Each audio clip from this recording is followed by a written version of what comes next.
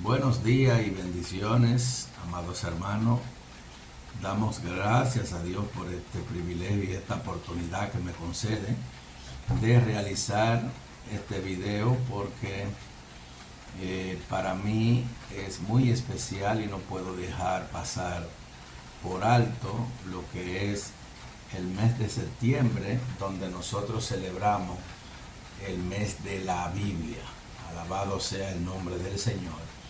Y en este video me propongo hablar y mencionar algunos datos e informaciones con respecto a lo que es el mes de la Biblia, además de mencionar algunos tópicos de los 4 evangelios. En América Latina, varios países celebran en septiembre el mes de la Biblia por 2 hechos históricos. La conclusión de la primera Biblia impresa en español, o sea, la Biblia del Oso, eso fue el 26 de septiembre del año 1569. Y la conmemoración de Jerónimo, quien tradujo la Biblia al latín el 30 de septiembre. República Dominicana es uno de los pocos países que tienen un día de la Biblia el 27 de septiembre, o sea, mañana sábado, siendo la celebración de la Biblia en septiembre. También es una tradición de la Iglesia Protestante en América Latina. El decreto para celebrar el Día de la Biblia en la República Dominicana fue el decreto número de la ley 204-84. Y en esa ley se decreta lo que es celebrar el 27 de septiembre como el Día de la Biblia. La ley fue promulgada en el año 1984 con el objetivo de resaltar la importancia de la Biblia. Esto es en la vida espiritual y cultural del pueblo dominicano. La fecha se escogió para conmemorar que un 26 de septiembre del año 1569 se terminó de imprimir la primera traducción de la Biblia al español, llamada la Biblia del Oso. La Biblia es una colección de 66 libros sagrados que se dividen en 2 secciones. De 39 libros sagrados en el Antiguo Testamento y 27 libros en el Nuevo Testamento. El nombre más común de la Biblia en hebreo es Taná. Taná es un acróstico como el alfabeto hebreo es consonántico, la T de Torah, la N de Nevin y la K de Ketuvim. La Torah contiene los primeros 5 libros y también se le llaman algunos como los libros de la ley. Nevin significa profeta y Ketuvim significa los escritos, que contienen una variedad de géneros literarios como poema, salmo, proverbio, sabiduría, relatos históricos y literatura devocional. Las razones que hacen tan especial el Nuevo Testamento podemos ver el análisis integral. El libro ofrece un análisis detallado del contenido, del propósito y del contexto de cada libro del Nuevo Testamento. El contexto histórico y cultural explora lo que son las realidades de la geografía, la historia, la política, la economía, la cultura, la filosofía y la religión de los tiempos bíblicos. El canon bíblico explica cómo cada libro llegó a formar parte del canon del Nuevo Testamento. Las aplicaciones prácticas proporcionan sugerencias útiles para el estudio personal y en la aula, ayudando a las congregaciones a entender, pero además de disfrutar la literatura bíblica. 4 cosas tienen en común las obras del Nuevo Testamento según Martínez Aquiles en su libro de Introducción al Nuevo Testamento. Lo primero es que es cristocéntrico. Todas las obras del Nuevo Testamento giran en torno a la figura de Jesucristo, su vida, su enseñanza, su muerte y su resurrección. Como número 2 está lo que es la inspiración divina. El apóstol Pablo dice: toda escritura es inspirada por Dios, pero además es útil para enseñar, para redarguir, para corregir y para instruir en justicia, a fin que el hombre de Dios sea perfeccionado para toda buena obra. Entonces, en la inspiración divina, los autores del Nuevo Testamento escribieron bajo la inspiración del Espíritu Santo, lo que le confiere autoridad y autenticidad. El punto número 3 aquí es la unidad temática. A pesar de la diversidad de género y de autores, existe una coherencia temática que abarca la salvación, la fe y la vida cristiana. Y número 4 está el contexto histórico y cultural. Las obras reflejan el contexto histórico y la cultura del primer siglo, incluyendo las influencias judías y greco-romanas. La colección de libros del Nuevo Testamento deriva de su nombre de la epístola de los hebreos, que contrasta el nuevo pacto mediado por la obra de Cristo con el antiguo pacto mediado por la ley de Moisés. Los criterios de organización del Nuevo Testamento, según Martínez Aquiles en su obra Introducción al Nuevo Testamento, lo primero es el contenido. Martínez aquí analiza el contenido de cada libro del Nuevo Testamento, explicando su propósito y su mensaje central. Lo segundo que él presenta aquí es el contexto histórico y cultural, que examina el contexto histórico, cultural, político, religioso, en el que se escribieron los libros. El tercero es la formación del canon, que describe ese proceso mediante el cual los libros fueron aceptados como parte del canon del Nuevo Testamento. También él presenta a los autores y destinatarios, que investiga quiénes fueron los autores y a quienes se le estaban dirigiendo estos escritos. También aparece lo que son los temas teológicos, que exploran los temas teológicos principales presentes en los textos. Como número 6, él presenta el género literario, que clasifica los libros según sus géneros literarios como evangelios, cartas y apocalipsis. Recuerde que estamos hablando aquí del Nuevo Testamento. Estos escritos ayudan a entender mejor lo que es la estructura, el propósito del Nuevo Testamento en su conjunto. El Nuevo Testamento fue escrito en griego común, que es el griego koiné, aunque el estilo literario de Lucas, Hechos y Hebreo es un poco más refinado. Cada libro del Nuevo Testamento fue escrito por separado y para satisfacer las necesidades específicas que presentaban las congregaciones o los individuos. El Nuevo Testamento es un documento relativamente corto, aunque los manuscritos griegos contienen miles de variantes textuales. Las variantes textuales son diferencias en la redacción que surgen entre distintas copias manuscritas de un texto, causado por errores de copia, ya sean involuntarios o deliberados. Estas diferencias pueden ser una omisión o adición de palabras, un cambio en el orden de esta diferencia ortográfica o el reemplazo de un texto por otro. El estudio de estas variantes es clave en la crítica textual para intentar reconstruir el texto original como se hace con el texto antiguo como la Biblia. En los pasados 200 años, la arqueología ha encontrado varios manuscritos bíblicos muy antiguos que nos ayudan a determinar cuáles son las lecturas más confiables y antiguas. Los manuscritos, por ejemplo, que fueron encontrados en el Mar Muerto, en la cueva del Qumran. Este contexto de descubrimiento comienza en el año 1947 con el hallazgo de rollos por parte de un pastor beduino, y continuó con el descubrimiento en 11 cuevas cercanas al Qumran.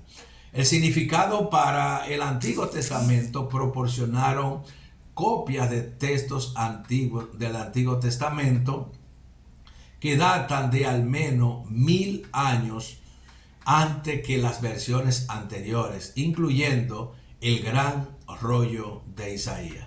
La relevancia para la crítica textual es que permiten comparar la fiabilidad y la fidelidad de las transmisiones posteriores de los textos bíblicos, y también incluyen textos exclusivos de la comunidad que lo produjo, como los esenios.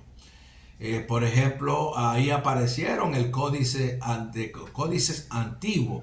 Está el códice sinaítico, los manuscritos del siglo IV después de Cristo en pergamino, que contienen la versión más antigua de la Biblia griega, y fue descubierto en el año 1844.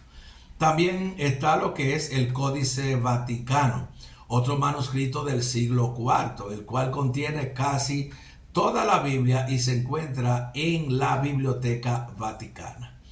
Pero además está el Códice Alejandrino, un manuscrito del siglo V que contiene la mayor parte de la Septuaginta y del Nuevo Testamento. La Septuaginta es la versión de la traducción del Antiguo Testamento al griego, que cuenta la leyenda que fueron 72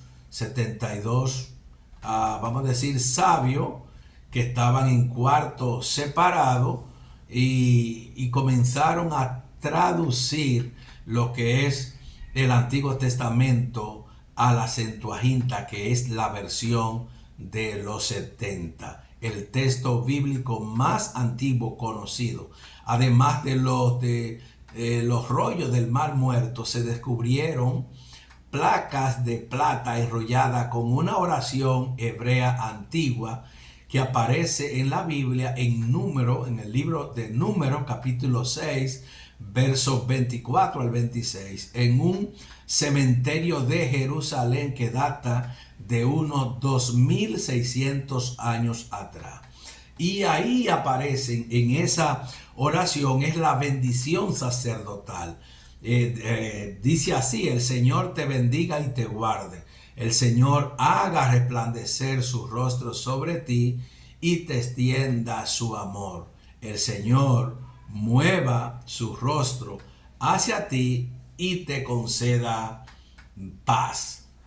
Las 7 preguntas que nos encaminan a entender los textos del Nuevo Testamento de forma más sistemática y sencilla. Número 1 es: ¿quién es el autor? Aquí, que quién es el autor va a identificar quién escribió el texto y su trasfondo. Número 2, ¿a quién va dirigido? Esto es para conocer el público y el destinatario del escrito. Número 3, ¿cuál es el propósito del texto? El propósito es entender la intención detrás del escrito. Número 4, ¿cuál es el contexto histórico y cultural? Es para analizar las circunstancias históricas y culturales en las que se escribió el texto. Número 5, ¿qué género literario es? Es determinar el tipo de literatura, o sea, si es evangelio, si es una carta, Apocalipsis, etc. ¿Cuáles son? Número 6, ¿cuáles son los temas teológicos principales? Y aquí se identifican los temas teológicos que abordan el texto. Y número 7 está el cómo se ha interpretado históricamente, y aquí lo que examina cómo ha sido interpretado el texto a lo largo de la historia.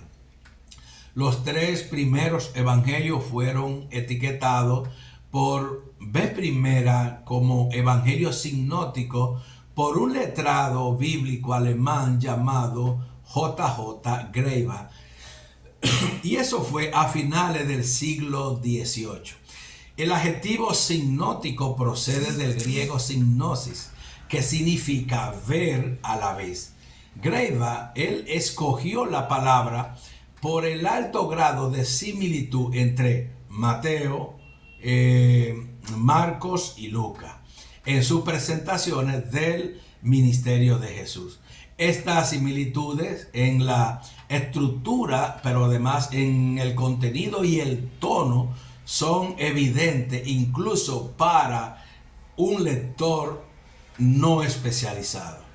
Detrás y dentro de cada documento del Nuevo Testamento existieron fuerzas sociales que forjaron su producción y manifestaron en su contenido, pero que permanecen ocultas a nuestros ojos. ¿Por qué?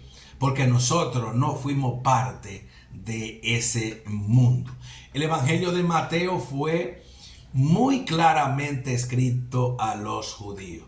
El propósito de Mateo era presentar a Jesús como el heredero legítimo del rey David. Por eso vemos que en el Evangelio de Mateo, aunque no fue el primer evangelio que se escribió, lo vemos en el orden canónico como número 1 entre los evangelios. Y es que el Evangelio de Mateo va a presentar a Jesús como rey, legítimo heredero del rey David. Y como los reyes tienen su descendencia, este evangelio presenta la genealogía hasta llegar a Jesús. Jesús es presentado como rey. La manera en que el evangelio de Mateo se estructura es llevado a algunos a llamarlo el evangelio pequeño, al evangelio el pequeño Pentateuco. En Mateo capítulo 28, versos 19 y 20, Jesús instruye a sus seguidores a que, número 1, hagan discípulos a todas las naciones. Número 2, lo bauticen en el nombre del Padre, del Hijo y del Espíritu Santo. Y número 3, que le enseñen a guardar todas las cosas que habían sido ordenadas. La estructura de Mateo es alrededor de 4 discursos o sermones y su contenido. Mateo usa una especie de fórmula al final de cada uno de estos sermones. Hay eso que podría llamarse un marcador literario en el texto. Una frase que siempre aparece es: y cuando terminó Jesús de decir estas palabras. Los 7 grandes temas teológicos de Mateo, de acuerdo con una jornada a través del Nuevo Testamento, es: número 1, Jesús es el Mesías. 2, habla de la justicia. 3, de los milagros. 4, de las actividades misioneras. 5, de la naturaleza del reino. 6, de la disciplina. 7, de la escatología. Y 8, de la recompensa.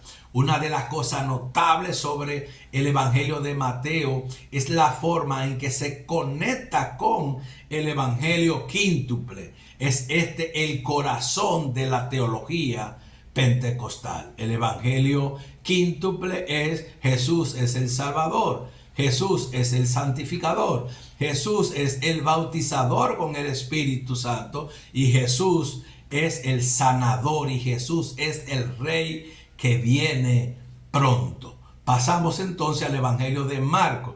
Marcos describe el comienzo del Evangelio presentando a Jesús como el Hijo de Dios y mencionando el ministerio de Juan el Bautista. Marcos probablemente fue el primer evangelio en ser escrito, seguido por Mateo. El propósito de Marcos es mostrar a Jesús como un hacedor de milagros. Muchos de ellos están comprimidos en este breve evangelio. El evangelio de Marcos podría llamarse un evangelio del sufrimiento. Quizás el público de Marcos era romano, por consiguiente ellos estaban poco familiarizados con la costumbre judía. Quizás Marcos sintió que la única forma en que los seres humanos podían entender verdaderamente que Jesús era el Hijo de Dios era al ver a Jesús en su muerte.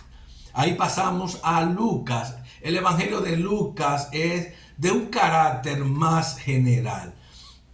Él escribe a la mentalidad gentil para mostrar que Jesús no solo está interesado por la perspectiva judía que presenta Mateo o por la perspectiva romana que presenta Marcos, sino también por el mundo entero.